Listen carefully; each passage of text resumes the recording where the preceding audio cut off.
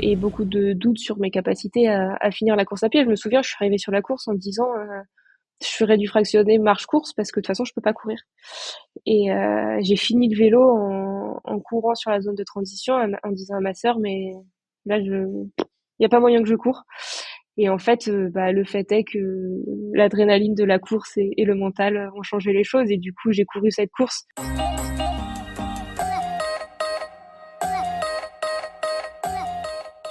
Bonjour, je suis Alexandre et bienvenue dans le podcast Les Joies du Sport.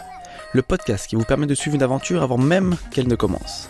Aujourd'hui, je reçois sur le podcast Pauline Pétard. Si elle est là aujourd'hui, c'est pour nous parler de son parcours sportif, mais surtout de sa préparation aux championnats du monde d'Ironman 70.3 qui auront lieu mi-décembre en Nouvelle-Zélande. Si vous êtes des fidèles du podcast, à l'heure où vous écoutez cet épisode, un épisode est déjà disponible avec Simon Bonte, qui lui aussi sera présent sur ce championnat du monde d'Ironman. Ces deux épisodes sont l'occasion non pas de comparer, mais de découvrir des manières différentes de préparer une même compétition. Mais bref, ne perdons pas plus de temps et allons tout de suite à la rencontre de Pauline. Salut Pauline, comment tu vas ? Salut, ça va bien, merci. Eh ben écoute, très content de te recevoir sur le podcast. Donc effectivement, à ce jour, nous là où on enregistre, il n'y a pas encore d'épisode de triathlon disponible sur le podcast, mais tu seras le deuxième et pour une même compétition. Donc comme j'ai dit juste avant, voilà, ça va être l'occasion de voir que pour une même compétition, tout est... Enfin en tout cas, je pense qu'il y a beaucoup de choses qui seront différentes et c'est intéressant de voir cette différence-là en tout cas. Alors, question traditionnelle du podcast, est-ce que tu pourrais te présenter et nous dire quel a été le premier sport qui t'a passionné ? Ouais, alors donc en effet, c'est Pauline, j'ai 28 ans, j'ai passé pas mal d'années à faire d'autres sports avant le triathlon. J'étais très sportive en étant jeune, mais c'est l'équitation qui a pris un peu le dessus surtout. Avant ça, j'ai fait 8 ans de tennis, j'ai fait du basket, j'ai fait du foot, j'ai fait de l'athlé. Ouais, j'ai un peu touché à tout, mais j'ai baigné dans l'équitation très jeune et au final à 14-15 ans, j'ai tout arrêté pour ce sport dans lequel je me suis professionnalisée, qui a été mon métier pendant quelques années, avant de revenir à la course à pied, qui était un peu mon amour de toujours, je pense, mais où j'ai eu quelques obstacles, quelques barrières qui ont fait que je n'ai jamais vraiment continué. Et voilà, j'ai mis de côté ma carrière de cavalière professionnelle, on va dire, pour reprendre la course à pied et en venir au triathlon un peu par hasard. Alors attends, du coup, il y a beaucoup d'informations, c'est super intéressant. Mais est-ce qu'on pourrait revenir quand même sur la partie équitation ? Alors, à quel âge déjà tu as commencé l'équitation ? Je pense qu'on m'a mise sur un poney très jeune. Après, j'ai réellement commencé à 6-7 ans. J'ai eu mon premier poney à 7 ans, donc après, les choses sont allées très vite et la passion pour l'équitation a pris beaucoup, beaucoup, beaucoup de place dans ma jeunesse et dans ma vie par la suite. Et comment on devient alors cavalière professionnelle ? Bon, après, c'est un peu un titre qu'on attribue, hein. Après, moi, c'était surtout parce que au final, c'était mon métier, donc du coup, ça va de soi. Euh, c'est en fonction des compétitions auxquelles on prend part, du niveau qu'on atteint. Il y a un circuit amateur, un circuit professionnel. Donc après, bah voilà, une fois qu'on est sur le circuit professionnel, on n'est pas forcément professionnel, mais moi, j'avais 8-10 chevaux en compétition, j'avais une vingtaine de chevaux à monter, donc partant de là, ça rentre dans la catégorie professionnelle. Et alors, je suis pas très calé en équitation. Les compétitions que tu fais, c'était quoi comme type de compétition ? Parce que je sais qu'il y a des compétitions de dressage, de saut d'obstacle. Mm. Moi j'ai toujours fait du saut d'obstacle. D'accord. J'ai jamais touché à autre chose. Alors après, c'est un peu comme tous les sports, t'es obligé de faire le à côté. C'est un peu comme la prépa physique en course à pied ou des choses comme ça. Le dressage est quelque chose qui rentre dans notre discipline de saut d'obstacle, mais pas du dressage pur. Moi, j'ai toujours fait de l'obstacle. L'adrénaline a toujours été quelque chose d'important dans ma vie sportive. Et en parallèle, tu me parles aussi de la course à pied. C'est quelque chose que tu pratiquais déjà en parallèle pour en fait l'entretien physique ? Non, ça c'était plutôt jeune. Je me suis très vite et beaucoup prise au jeu des crosses en primaire, au collège, voilà où pour moi fallait courir et fallait gagner, fallait courir vite. Mais bon, l'équitation a vraiment pris beaucoup de place très vite. J'avais plus trop le temps pour autre chose. Puis après, j'ai quand même eu pas mal de soucis de santé qui ont fait que la course à pied, mon corps voulait plus trop. Et ça pendant de nombreuses années, j'ai voulu y revenir à 17-18 ans, puis ouais, en 2016-2017. Et c'était trop dur pour mon corps à ce moment-là. Donc voilà. Mais ouais, la course à pied, quand j'étais jusqu'à 14 ans, c'était vraiment ce que j'aimais, quoi. Et en termes d'équitation, tu avais fait des compétitions, peut-être que, bon, il y a peut-être des personnes qui écoutent et qui pratiquent, qui connaissent aussi cette discipline. Il y a eu des références en termes de, soit de résultats ou même de compétitions auxquelles tu as participé? J'ai jamais eu de chevaux pour vraiment monter sur du haut niveau. Après, voilà, j'étais sur des catégories Pro 2. J'avais commencé les Pro 1 avant d'arrêter, avant de perdre mes chevaux de tête surtout. Mais ouais, à 16 ans déjà, j'étais en Pro 2, c'est des épreuves à 1m30, 1m35 avec mon principal cheval. Après, moi, dans ma pratique, c'était surtout du jeune cheval et de la formation de chevaux, plus que du haut niveau où j'ai jamais eu le cheval pour vraiment passer le cap du très haut niveau. Et c'est aussi pour ça, je pense qu'à un moment, j'ai voulu revenir au sport qui dépendait que de moi et de mon entraînement et de moi et moi seule et pas de beaucoup trop d'éléments externes, on va dire, pour atteindre un niveau qui me satisfaisait, quoi. Là, bon, bien sûr, on va parler du coup du triathlon. Et par rapport au triathlon, qu'est-ce que l'équitation ou même enfin, le cross, c'est que c'est plus en lien avec le triathlon, mais l'équitation, qu'est-ce que ça t'a apporté peut-être dans ta pratique? Je pense que s'il y a une chose que je retranscris beaucoup entre l'équitation et le triathlon, c'est vraiment la persévérance et la résilience. C'est-à-dire que quand j'étais cavalière, j'ai eu des chevaux très compliqués, notamment quand j'étais jeune. Enfin, ouais, à 15-16 ans, on va dire, quand je me suis un peu dirigée vers ce sport, vers ce métier, où, euh, où j'avais un cheval qui était très, très compliqué. Et je pense beaucoup de personnes auraient arrêté à ce moment-là. Et ça a un peu été toujours ma marque avec les différents poneys chevaux que j'ai eus qui m'ont construit en tant que cavalière, où c'était vraiment dur, où ça devenait limite dangereux des fois. Et pour autant, j'ai toujours continué, je me suis toujours acharnée, j'ai pas voulu changer de cheval ou changer de quoi que ce soit. C'était celui-là, cela. Et, euh, et voilà, évoluer avec et me battre pour quelque chose qui me tenait à cœur. Et ça a vraiment été ma marque, je pense, en tant que cavalière pendant très longtemps. Euh, bon, là, c'est pas trop le sujet sur le côté équitation, et je pense que beaucoup ne comprendraient pas ce sur quoi j'allais venir, mais ouais, c'est quelque chose qui a été dur pendant ces années-là. Et aujourd'hui, c'est ce que je retranscris beaucoup au triathlon parce que j'ai eu énormément d'obstacles sur ma route, sur là les années, sur mes années de triathlète où j'ai été énormément blessée, où j'ai eu des accidents, où j'ai eu des choses où, au bout d'un moment, même mes médecins me disaient, mais en fait, arrête, arrête de t'acharner, ça passera pas. Et j'ai jamais abandonné. Et je pense que ouais, ça c'est quelque chose que mes 15, 20 années d'équitation m'ont appris et m'ont apporté, voilà, principalement.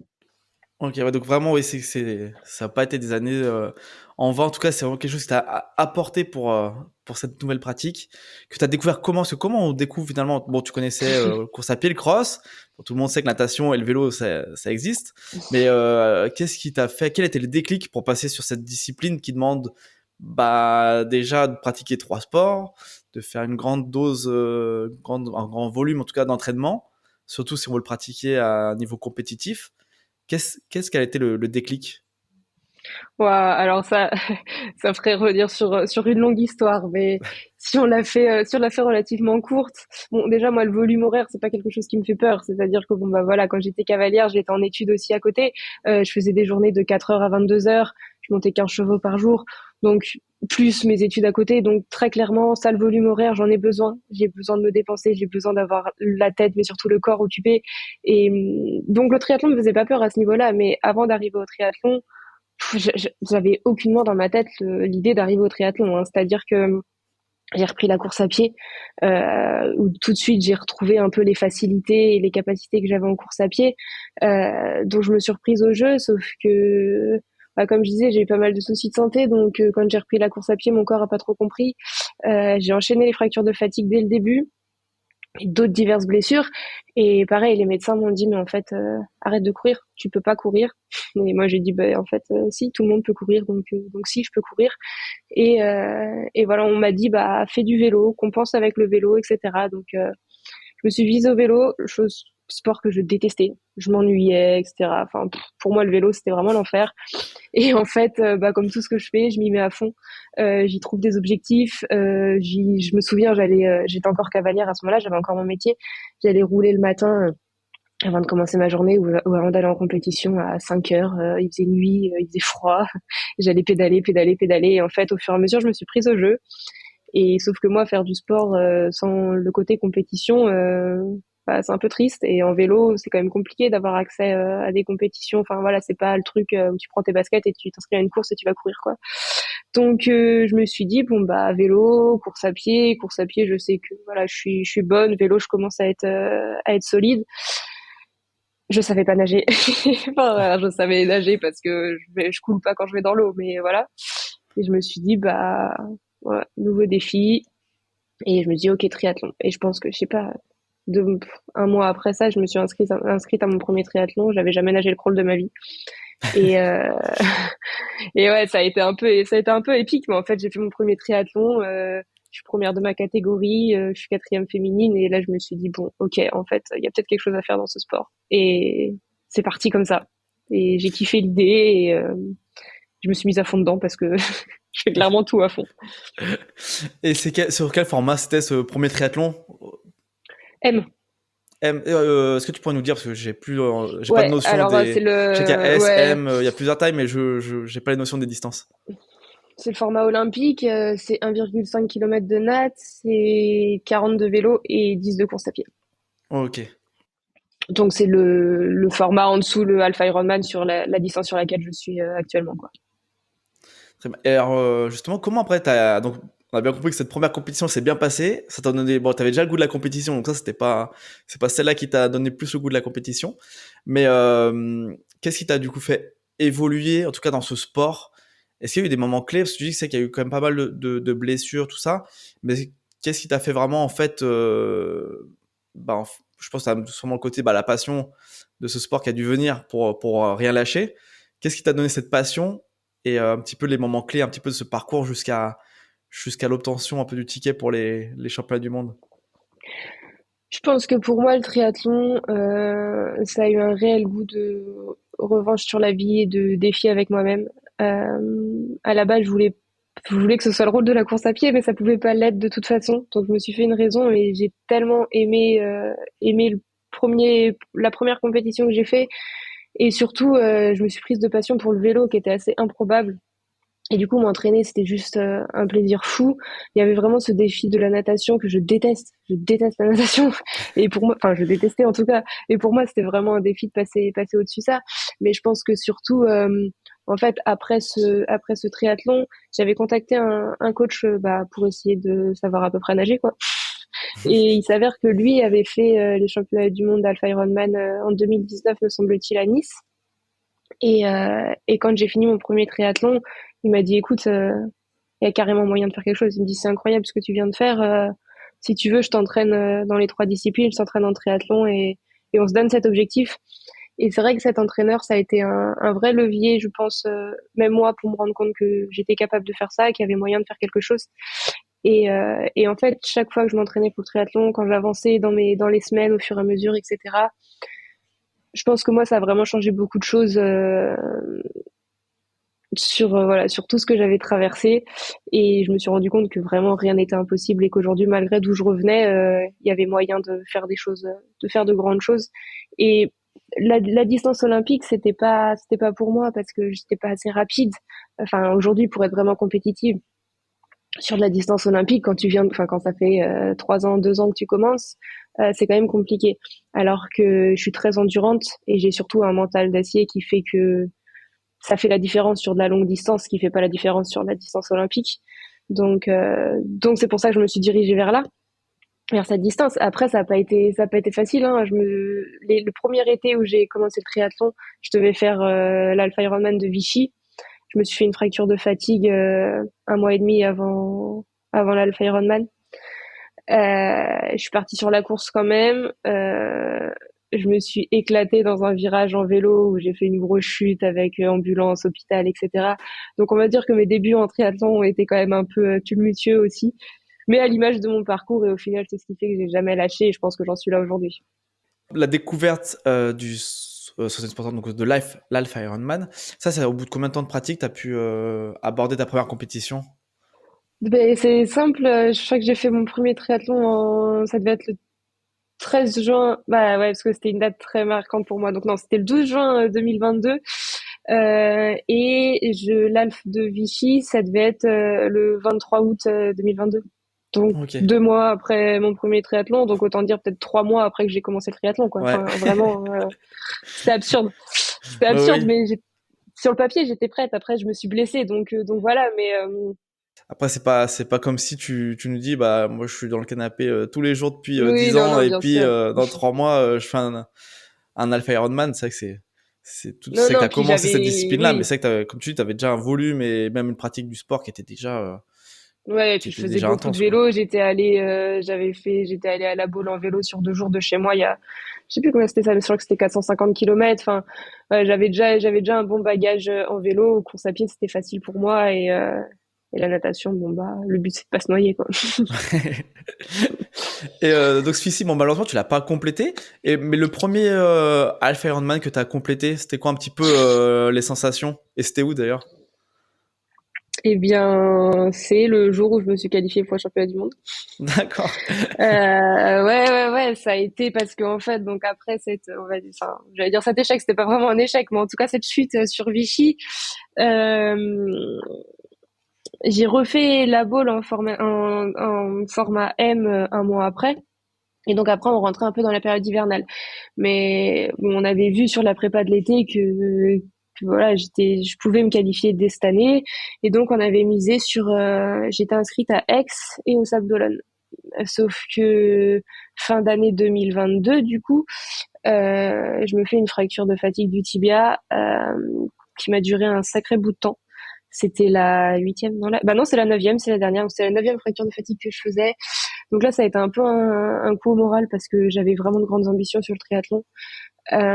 Et ça s'est enchaîné avec des périostites qui, pour le coup, ont été, pour moi, c'était pas grand chose. Et en fait, ça a été l'enfer. Donc je pouvais pas courir. Du coup, Aix, on a fait l'impasse, qui était en mai. Ensuite, j'ai dû faire l'impasse sur les Sables d'Olonne également. Je crois que je m'étais pas blessée, c'était à cause des périostites, toujours les périostites qui m'avaient empêché de courir. Bon, à la plage, je suis descendue à Biarritz en vélo, c'était sympa aussi. Et du coup, bah, j'avais déplacé Aix à Vichy avec mon entraîneur. On devait faire Aix ensemble, donc on a déplacé sur Vichy.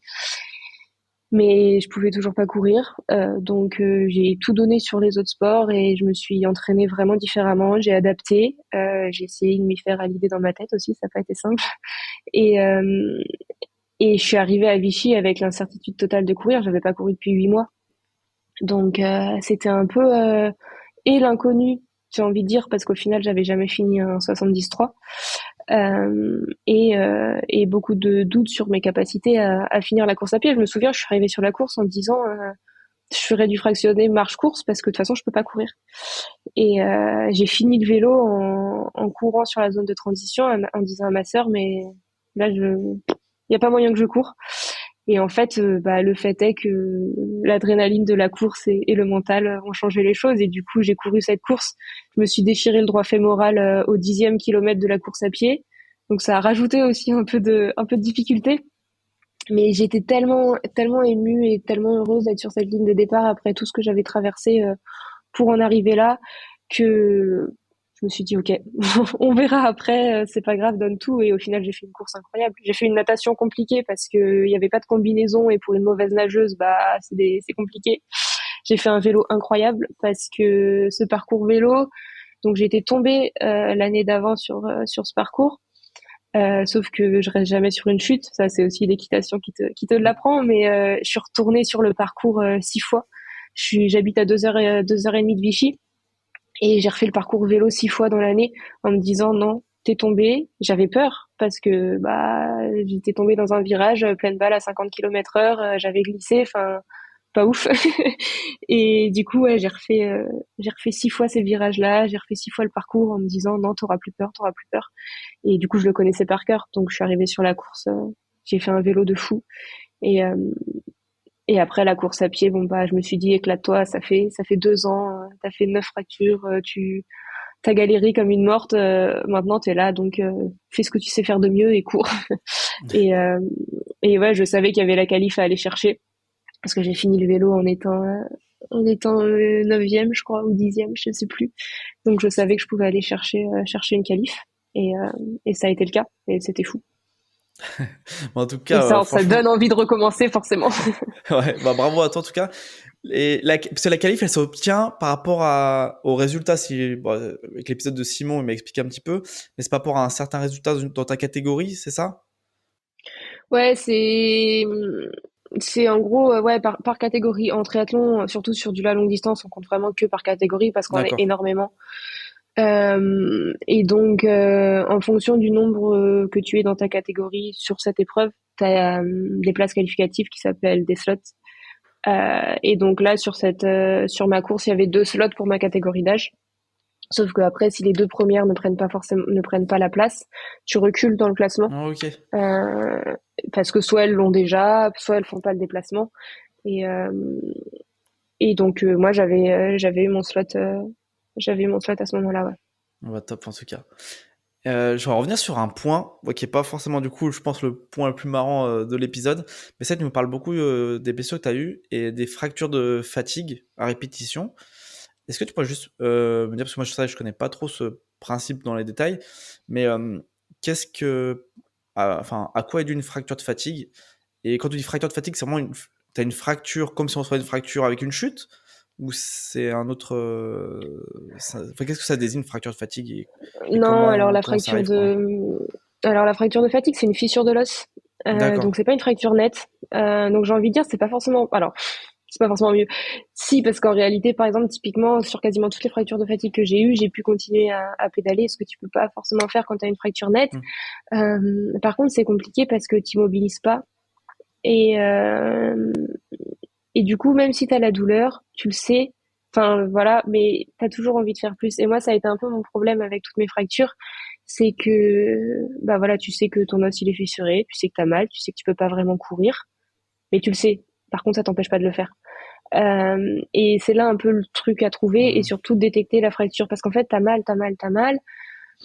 Mais voilà, encore une fois, c'est pas cassé en deux, on te met pas de plâtre, Ouais. et du coup, moi, j'avais toujours tendance à aller chercher un peu plus loin, à reprendre un peu trop tôt, etc. Après, j'ai la chance que toutes mes fractures de fatigue se sont bien réparées malgré tout. J'ai jamais récidivé sur une fracture de fatigue. Euh, comment ça se fait? Alors, ça arrive. Alors, il y a chez les hommes, hein, mais c'est beaucoup chez les femmes, surtout sur les sports d'endurance. Bon, déjà à cause du surentraînement, ça c'est une certitude. Il y a une surutilisation des os, etc., qui font qu'au bout d'un moment, ça lâche. Après, il y a quelque chose dont on parle pas forcément énormément dans le sport, ça se développe un peu, mais chez les femmes, il y a beaucoup de femmes qui font des sports d'endurance qui ont de l'aménorrhée, une absence de règles qui fragilise les os. Alors, il y a le stade ostéopénie, le stade ostéoporose, mais voilà, où dans tous les cas, l'os se fragilise et du coup, les impacts de la course à pied font que l'os en vient à se fissurer. Mais bon, faut savoir que ça arrive aussi beaucoup chez les hommes, hein, mais nous, c'est vrai qu'on est un peu plus sujette à ça. Euh, et moi, j'ai eu pas mal d'années avec des troubles du comportement alimentaire qui font que j'ai de l'ostéoporose. Bon, maintenant ça va mieux, donc c'est aussi pour ça que je me casse plus. Mais du coup, j'en ai payé les conséquences et où j'ai enchaîné les fractures. Puis une fois que tu t'arrêtes parce que t'en as une, bah tes os se déconditionnent un peu Hmm. à l'habitude des impacts de la course à pied.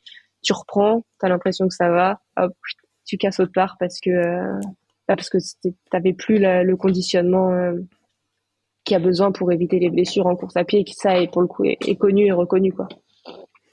Ok. En tout cas, merci pour toutes ces précisions. Ça, j'espère qu'en tout cas, c'est derrière toi à présent et que Ouais, tu n'auras plus j'espère. ce nouveau cas de figure. Je te le souhaite du fond du cœur. Et bon, maintenant, transition pour un sujet un peu plus agréable pour toi. Parle-nous un petit peu de qu'est-ce que ça fait alors d'aller participer au championnat du monde d'Half Ironman et puis surtout de partir pour la Nouvelle-Zélande. Peut-être, est-ce que toi, tu es déjà allé dans cette destination ou c'est une première? Alors j'ai beaucoup voyagé, mais jamais en Nouvelle-Zélande. Et c'est vrai que là c'est vraiment l'occasion parce que c'est pas le pays où tu te dis bon j'y vais, je prends un billet d'avion, j'y vais demain. Et là ouais c'est fou aller faire les championnats du monde en Nouvelle-Zélande. Ça une saveur particulière aussi, parce que c'est vrai que bon, c'est toujours exceptionnel d'aller faire le championnat du monde, mais je pense qu'en plus il y a ce côté où tu vas au bout du monde pour les faire, euh, ça rajoute quelque chose. Alors maintenant, pour rentrer un petit peu plus dans la préparation de cette course, tu nous as parlé que tu avais un coach qui t'entraîne pour les trois disciplines. Est-ce que aussi tu as d'autres personnes qui t'entraînent ou que ce soit une préparation mentale ou au niveau de l'alimentation? Est-ce qu'il y a d'autres gens autour de toi? Alors, mon coach, je l'ai plus depuis un moment. Là, je suis vraiment seule dans mon entraînement. On a arrêté de travailler ensemble bah, en 2023, avant même la qualif à Vichy d'ailleurs, qui pour moi était un peu compliqué parce que j'avais vraiment confiance et j'ai un peu un problème avec la confiance, etc. Et c'est vrai que du coup, j'ai jamais vraiment retrouvé quelqu'un sur lequel m'appuyer. Parce que après en triathlon, c'est beaucoup des coachs à distance qui te font les plans d'entraînement, machin. Et c'est vrai que moi, j'avais besoin un peu j'avais tellement quelque chose avec cet entraîneur qui était à côté de moi. Il habitait à côté de chez moi, donc en fait, on avait cette proximité à l'entraînement. Et du coup, j'étais pas trop pour avoir quelqu'un derrière un ordinateur. Et surtout, vu que parce que bon, même si j'ai pas eu de fracture de fatigue par la suite, j'ai eu énormément de blessures. Et du coup, c'est toujours compliqué parce Hmm. que, en fait, moi, aujourd'hui, je me connais par cœur. Je fais des erreurs. J'ai fait beaucoup d'erreurs dans mon entraînement, dans ma gestion de moi-même. Euh, mais voilà, je me connais, j'ai une équipe médicale autour de moi qui tient vraiment la route et j'adapte tout le temps. J'ai passé 2 ans, enfin 1 an et demi là à adapter sans arrêt et du coup avec un entraîneur c'est quand même plus compliqué, surtout quand il n'y a pas cette proximité. Donc aujourd'hui j'ai pas d'entraîneur. Après j'ai une psychologue du sport. Euh, qui est aussi préparatrice mentale, qui m'accompagne beaucoup et je pense qu'elle a une place importante parce que encore une fois, il y a eu beaucoup d'obstacles sur mon chemin et voilà, mentalement, ça n'a pas toujours été facile. Il a vraiment fallu s'accrocher et je pense que c'était un appui important pour moi. Et après, le plus important, ça reste ma médecin et ma kiné. Parce que c'est vraiment cette gestion qui est compliquée aujourd'hui. Le reste, je l'ai. Euh, mais physiquement, c'est toujours difficile. Donc, je pense que sans elle, j'en serais pas là. J'aurais pas abandonné parce que je suis pas du genre à abandonner, mais mon corps, lui, aurait peut-être fini par abandonner. Et ouais, c'est un soutien hyper important dans mon équipe aujourd'hui. Mais sinon, j'ai pas, en termes de nutrition, j'ai personne. J'avais un préparateur physique à un moment, pareil, avec qui je ne travaille plus. Euh, mais chacun m'apporte, même si, voilà, aujourd'hui, en termes d'entraînement, j'ai plus personne autour de moi. Ils m'ont apporté, ils m'ont appris. Et aujourd'hui, c'est une gestion de moi-même et ça me va très bien et je gère mon truc comme je veux et comme je peux, surtout quand mon corps me le permet. Très bien. Et au niveau de la personne qui t'aide, qui t'accompagne, en tout cas au niveau de la préparation mentale, est-ce que tu aurais des petits exemples de choses qu'elle t'a amené, que ce soit peut-être au niveau peut-être des routines au niveau de l'entraînement d'avant une compétition ou même dans la compétition? Est-ce qu'il y a deux, trois exemples que tu pourrais nous Alors, montrer, enfin nous expliquer? même si elle a une partie prépa mentale, on bosse très peu sur le côté prépa mental parce que, encore, pour le coup, c'est vraiment une de mes forces. Et je veux pas changer ça. J'ai jamais voulu changer ça. C'est-à-dire qu'elle va m'accompagner dans la gestion des moments difficiles quand je perds un peu pied sur ma volonté de m'entraîner, où je vais chercher trop loin, je vais toujours dépasser ce que mon corps peut faire. J'arrive pas à lâcher prise, j'arrive pas à diminuer l'entraînement quand il faut, j'arrive pas à écouter mon corps quand il est blessé et à dire ok là tu peux, c'est ok si t'en fais un peu moins et fais confiance, écoute tes médecins et derrière travailler un peu sur ce process dans ma tête où voilà ouais vraiment je lâche prise et j'accepte d'en faire moins dans mon sport. Mais pour ce qui est des compétitions, à part voilà en venir à ok, quelles ont été les conditions de ma prépa, où j'en suis aujourd'hui, accepter potentiellement ce qui peut arriver. Mais par contre, dans tout ce qui va être vraiment prépa mentale pure à la compète, je me mets dans ma bulle et je veux pas d'interaction. Par exemple, là, les championnats du monde, c'est dans 15 jours. Oui, non, si, Ouais, un à tout peu petit près peu pas plus de loin en 15 tout jours. cas. Peut-être en C'est 17-18 ça. jours, mais Et ça doit pas être long. je pense que je l'aurai pas d'ici là. Je devais l'avoir la semaine prochaine, mais ça y est, j'ai switché. Je suis dans ma bulle. Et je pense qu'une fois que j'ai switché, que je suis dans ma bulle, faut pas d'interaction autour. Et moi, je sais ce que j'ai à faire dans ma tête. Et j'arrive à me mettre vraiment dans ce truc-là où beaucoup ont besoin, du coup, de cette prépa mentale pour réussir à être dans cet état-là. Euh, Moi, je sais le faire moi-même.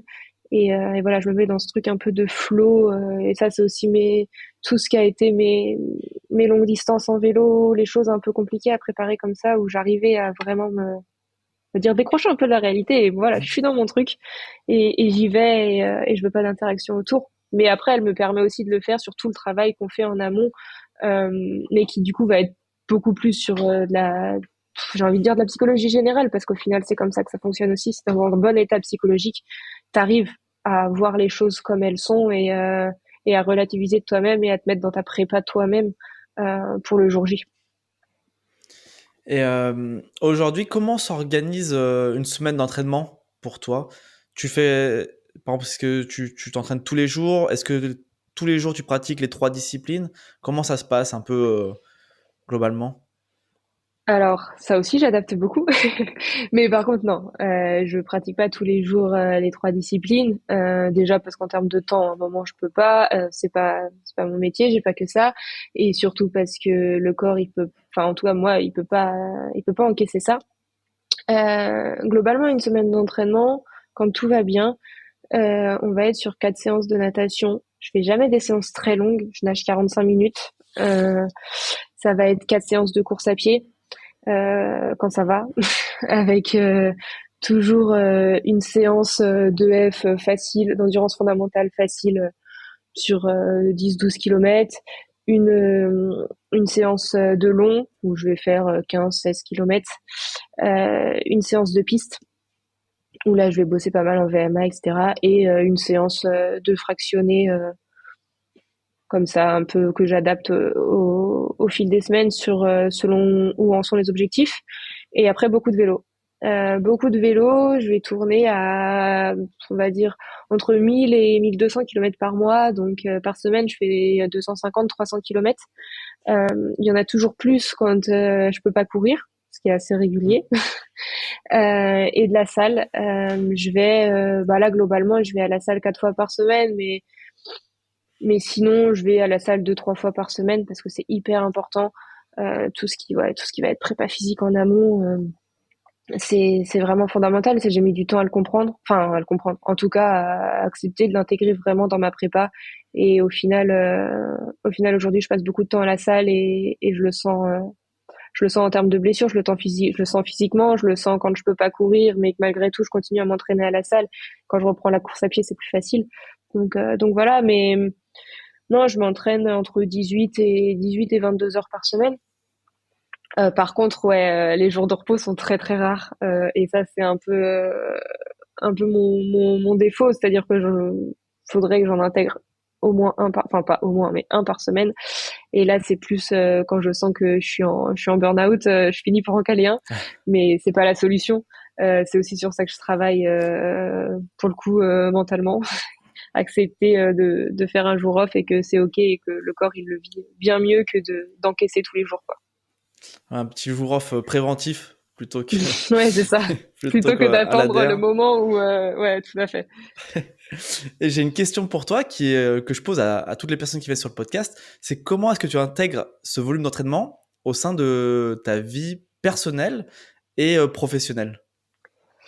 Alors, j'ai la chance, enfin la chance, je sais pas si j'ai la chance, pour moi c'est pas toujours une chance, mais d'être encore en études. Du coup, bon, c'est plus facile d'adapter. Je suis en master 1 de psychologie, donc j'ai pas mal de stages, ce qui est un peu plus compliqué du coup à gérer. Mais sinon, le reste du temps, je gère plus ou moins mes cours comme je veux. J'ai le statut de sportif de bon niveau à la fac, donc ce qui me permet de pouvoir avoir des arrangements quand même. Donc cette année, c'est plus facile que l'année dernière. L'année dernière, c'était très très dur parce qu'il y avait une grosse sélection à la fin de l'année. Donc c'est vrai que ça a été délicat de gérer les deux. Mais cette année, non, ça va. Puis c'est une organisation que j'ai l'habitude d'avoir, comme je disais, depuis que j'ai 15 ans, je fais du sport de haut niveau à côté de mes études, donc au final, je sais gérer ça. Et donc aujourd'hui, bah, je m'entraîne 2 à 4 heures par jour et le reste du temps, bah, j'étudie ou je suis en stage. Et ma vie personnelle, très clairement, j'ai mis un peu tout de côté. Aujourd'hui, le triathlon prend énormément de place dans toute la gestion de ma vie. C'est-à-dire que c'est pas que l'entraînement, c'est une gestion globale, c'est une organisation globale. Et ouais, je vois mes potes quand j'ai le temps de voir mes potes. Et aujourd'hui, ils passent après le triathlon. Tout passe après le triathlon, ce qui me permet de me consacrer vraiment sur mon sport. Au niveau de ce voyage périple pour cette compétition, niveau logistique, j'ai cru comprendre que peut-être tu étais déjà rodé à l'exercice, sachant qu'on te voit beaucoup partir à La Réunion. Quand tu pars à La Réunion, est-ce que tu pars déjà avec, t'emmènes tout ce qui est, matériel. Moi, je mets les baskets et la combinaison, c'est pas trop compliqué encore à déplacer. Mais le plus complexe, c'est plutôt le vélo, tout l'équipement vélo plus le vélo. Ça, c'est quelque chose que tu pratiques déjà, en tout cas toute cette partie logistique. Tu as déjà pratiqué du fait de partir à La Réunion avec ton matériel? Ou c'est quelque chose que tu vas découvrir sur Ouais, cette compétition? non, non, j'ai la chance de souvent partir m'entraîner à La Réunion, donc d'avoir l'habitude de gérer tout ça. Puis j'ai fait des compétitions, notamment là dernièrement en Grèce pour le 73 où pareil, du coup, fallait tout emmener. Donc c'est vrai que c'est un stress en moins. Je pense que quand tu as l'habitude de faire ça, ça t'enlève une charge mentale parce que bah c'est une Ouais. organisation, c'est voilà, faut savoir le gérer malgré tout. Mais non, non, moi aujourd'hui, j'ai l'habitude. Là encore, je reviens. Ça fait une semaine que je suis revenue 10 jours que je suis revenue de la Réunion. Donc au final, je repars dans 15 jours, je repars dans une semaine. Donc le vélo est sorti de sa valise, mais il va vite y re-rentrer. Après, il y a toujours le stress. Il y a toujours le stress de se dire, bah le vélo, il va peut-être pas arriver. Surtout que là, c'est vrai qu'on traverse quand même le monde, hein. Donc il y a une escale. Faut que le vélo il suive à l'escale. Faut que le vélo il arrive. Faut que le vélo il ait pas été cassé entre temps. Même si c'est dans des valises. Moi, il est dans une valise rigide, mais pour autant, ça arrive. Donc voilà, il y a toujours cette partie un peu stressante, mais bon, il y a toujours moyen de rebondir aussi. S'il y a un problème avec le vélo, bah voilà, on fait avec, on en loue un sur place, et puis j'ai 4 jours pour me faire au vélo et ça part. Mais non, non, j'ai l'habitude de cette partie logistique. Et là-bas, tu pars t'arrives plutôt combien de jours avant la course? J'arrive dans la nuit du samedi au dimanche, la semaine d'avant course. Au final, comme ça, on a l'impression que c'est beaucoup. C'est très peu. Et je réalise au fur et à mesure que c'est très peu, parce qu'au final, j'ai 5 jours pleins sur place avant la course et 5 jours pleins quand tu as fait 30 heures de voyage Ouais, et que c'est vrai tu as que 12 heures de décalage horaire. Même si toi, tu as l'impression que... Bon, voilà, après, les sportifs de haut niveau qui font ça tout le temps ont vraiment l'habitude, l'organisme a vraiment l'habitude. Euh, mais au final, même si toi, tu as l'impression que tu as récupéré et ton corps, je pense qu'il comprend pas tout. Il comprend pas que à 20 heures, il est en fait 8 heures du mat et que la journée, elle commence, quoi. Donc non, va falloir optimiser cette récupération. Après, j'ai l'habitude du décalage horaire aussi, donc mais pas autant. Mais ouais, ça rajoute un peu de piment au truc. Je pense que c'est au final c'est sympa aussi. C'est vraiment une adaptation, une gestion, gérer au mieux ouais ce décalage et tous les aspects, le sommeil, l'hydratation, l'alimentation qui vont être vraiment des facteurs clés, je pense, pour être en forme le jour J après un tel voyage. Et là, aujourd'hui, que ce soit physiquement, mentalement, en tout cas, au niveau de l'état d'esprit, comment tu te sens? Alors ça, eh ben, j'ai envie de dire, je suis pas du tout dans les meilleures conditions. Là, mentalement, ça y est, j'ai switché et je pense que je suis partie dans ma course, je suis partie dans mon truc, c'est ok. Mais ça a été très très dur parce que je me suis reblessée. J'ai fait l'Alpha Ironman de marathon en Grèce et je finis la course. Je pensais que tout allait bien. Au final, je prends 2 jours de repos, ce qui m'arrive jamais. Et au final, je reprends l'entraînement et la grosse douleur dans le psoas, dans la hanche. Et en fait, je me suis fait tendinite, bursite, psoas et moyen fessier des deux côtés. Et du coup, là, c'est très compliqué à gérer depuis. Donc, on essaie de faire comme on peut, mais je peux à peine courir alors que j'avais vraiment retrouvé mon niveau en course à pied. Donc, ça a été un coup dur parce que j'avais mis 5 mois à me remettre d'un accident de voiture, enfin de vélo, du coup, où une Mm. voiture m'est rentrée dedans, qui avait été très très délicat. Et là, tout allait bien. et je me suis pris un gros coup d'arrêt à même pas 2 mois des championnats. Donc ça a été compliqué. Et au final, ça s'améliore pas vraiment. Donc là, je suis allée m'entraîner à La Réunion, ce qui m'a remis dans un bon mood où j'ai pu faire un gros bloc d'entraînement, surtout du coup en vélo et en natation. Retrouver un peu de course à pied qui était qu'en endurance fondamentale parce que je peux pas forcer sur mes blessures. J'ai redéclenché les douleurs sur l'autre jambe qui étaient dues à l'accident. Donc là, je suis un peu entre deux physiquement. Mais aussi fou que ça puisse paraître, même si je me blesse tout le temps, j'ai confiance en mon corps. Et même si j'ai beaucoup douté là dernièrement, ou vraiment, je pense que je suis même venue à me poser la question de si je partais. Euh, j'ai repris confiance et je sais que je sortirai la course qu'il faut le jour J. Alors j'aurai pas la préparation espérée. Ça c'est une certitude après avoir été blessée pendant 5 mois et là re-être blessée à un mois des championnats, j'aurais pas ce que voilà. Mais voilà, j'ai ma tête pour, j'ai le corps qui suivra sur le jour de la compète et même si je serai pas à mon niveau, je donnerai le max parce que c'est voilà, ça va être un événement incroyable et je suis déterminée pour. Mais c'est vrai que ça a été une période très très compliquée et vu que je donne clairement ma vie pour mon sport, quand ça va aussi mal, c'est difficile de rebondir et le physique ne rebondit pas si mentalement ça rebondit pas. Donc il a fallu se battre un coup. Ouais. Et au niveau, est-ce que tu as un objectif, que ce soit peut-être de temps ou de classement, ou même un objectif peut-être pas forcément qui a aucun rapport avec les chiffres sur cette course? Et j'ai envie de dire au début j'avais des objectifs en rapport avec les chiffres. Aujourd'hui, pour remettre les choses dans le contexte, comme je disais, j'ai pas la prépa qu'il faut euh, pour euh, pour prétendre euh, pour prétendre à quelque chose d'incroyable en termes de performance. Donc non, je pense qu'aujourd'hui vraiment mon objectif ça va être de faire une course pleine. Aujourd'hui, je suis pas capable de courir 5 kilomètres. Donc c'est simple, j'en ai 21 à courir après 90 de vélo. Donc l'objectif ça va être de terminer ma course en faisant une course où je suis satisfaite, où je finis pas en rampant, où je finis pas en marchant. Alors j'aurais aimé jamais avoir à dire ça, hein, parce que la course à pied c'est mon point fort et que je voulais courir ce semi en 1h30 et que là je sais pas comment je vais pouvoir le courir. Donc donc non, aujourd'hui mon objectif c'est que d'accepter la situation, de faire ma course, de prendre du plaisir et faire le maximum avec les armes du jour. Alors après ce serait mentir que j'ai pas l'espoir que tout aille bien et qu'en effet je passe sous la barre des 5 heures, que je fasse mon semi en peut-être pas partir sur du 1h30 parce que j'ai pas les jambes pour aujourd'hui, mais en 1h35, 1h40 et finir honnêtement, finir au moins sur un premier tiers. Si je finis pas dans le premier tiers, dans tous les cas, je serais déçue, même malgré les conditions actuelles. C'est-à-dire qu'à un moment, je suis quand même compétitrice Oui. avant tout et que je traverse pas le monde pour me dire, ah bah tiens, je Je veux vais éviter de terminer, finir quoi. en rampant. Non, mais voilà, bien sûr que non. Là, je dis ça parce que j'essaie de m'en persuader aussi, parce qu'à un moment, bon bah, faut être conscient de la réalité.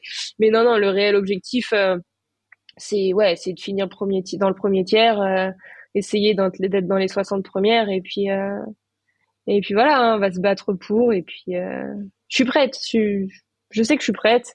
En tout cas, dans ma tête, mon physique, Ça se sent en tout Inch'Allah, cas. il suivra. Ça se sent. De toute façon, là, bon, c'est à titre indicatif parce que c'est que l'état d'esprit et puis bon, la forme physique, mentale, c'est sur le jour J où je te pose la question. Après, j'imagine que plus les jours vont se rapprocher, plus je sens par rapport à ce que on a en tout cas échangé pour l'épisode, plus tu vas te métamorphoser et je pense Ouais, que l'esprit guerrière, il va petit à petit prendre place, quoi. bien sûr. Là, c'est un peu de la survie. C'est un peu de la survie avec les dernières semaines que j'ai passées à se dire, bon, ok, on change un peu la vision de l'objectif et on accepte les choses. Après, bien sûr, là, plus ça va, plus j'ai retrouvé l'envie de me battre et le moral et plus je me dis, non, non, mais en fait, on n'est pas juste là pour se dire, on relativise et on fait avec ce qu'on a. Non, bien sûr que j'irai chercher le meilleur résultat et je donnerai le meilleur mot de moi-même le jour J. Donc maintenant, bah à présent, qui dit course dit aussi après course. Et j'ai une question qui t'a été posée par une de tes amies que je vais te faire écouter, puis à laquelle tu pourras répondre. Coucou Popo, et ben moi pour la petite question c'est qu'est-ce que tu vas te faire comme cadeau de Noël au retour de la Nouvelle-Zélande? Repos, vacances dans les îles encore, de l'entraînement, je sais pas, et ben hâte de savoir. Bisous. Bah clairement, ce que je vais faire après, et là j'avoue que j'en meurs d'envie, c'est alors prendre un vrai break, je pense que j'en serais pas capable, mais prendre l'apéro avec mes potes. J'ai envie de dire là, la plus belle chose que je peux faire, c'est lâcher prise, c'est profiter de mes amis, boire un bon verre de vin et me dire ouais, c'est ok, vas-y, même si tu bois 3 verres de vin et que tu te couches à 2 heures du mat, et ben c'est pas grave. Et au final, c'est ce que je m'empêche de faire depuis des mois, voire des années. Bon, des mois en tout cas. Et ouais, mes potes me manquent, ce côté convivial me manque et ouais, je vais profiter. Déjà, juste après la course, je reste 6 jours sur l'île. Ouais, 6 jours sur l'île avec mes parents et ma sœur. Donc là, je vais mettre le vélo dans la valise et plus le sortir. J'ai roulé 14 000 kilomètres cette année. Honnêtement, là, le vélo, je l'enferme. Et, euh, et ouais, profiter. Profiter, essayer de me dire, c'est ok si tu fais pas de sport. Vas-y, lâche un peu cette obsession d'hygiène de vie parfaite et profite. Et quand je rentre en France, ouais, je vois mes potes et je profite avec mes potes.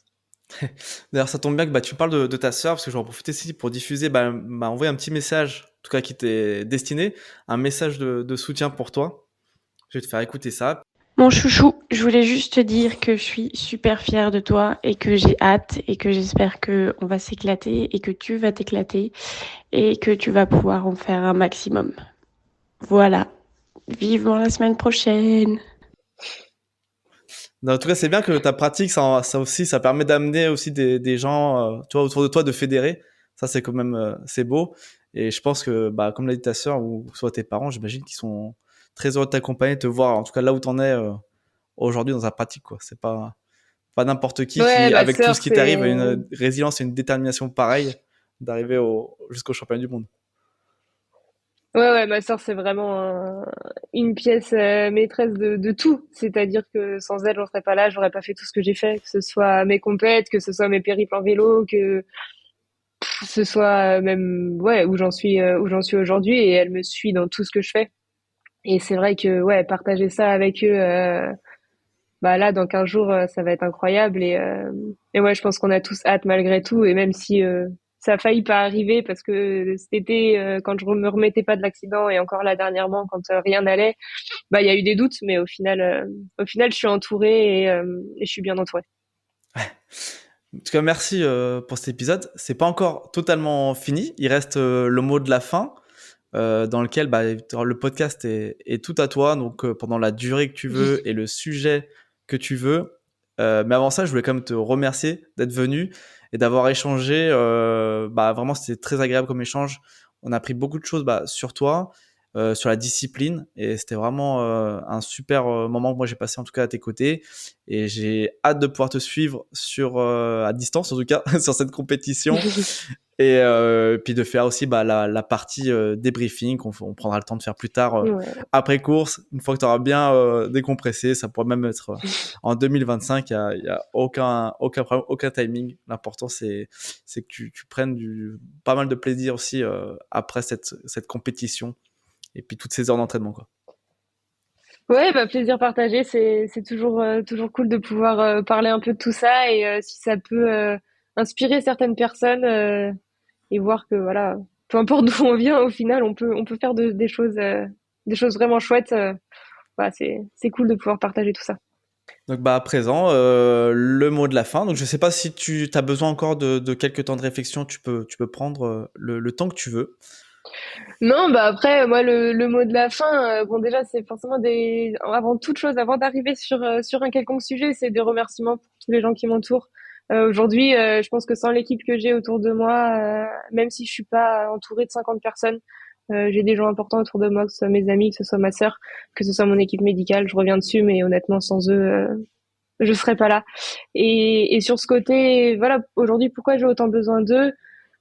C'est justement pour ce sujet qui me tient à cœur et je pense que je transmets à travers les différents articles que j'ai ou mes posts Instagram, etc.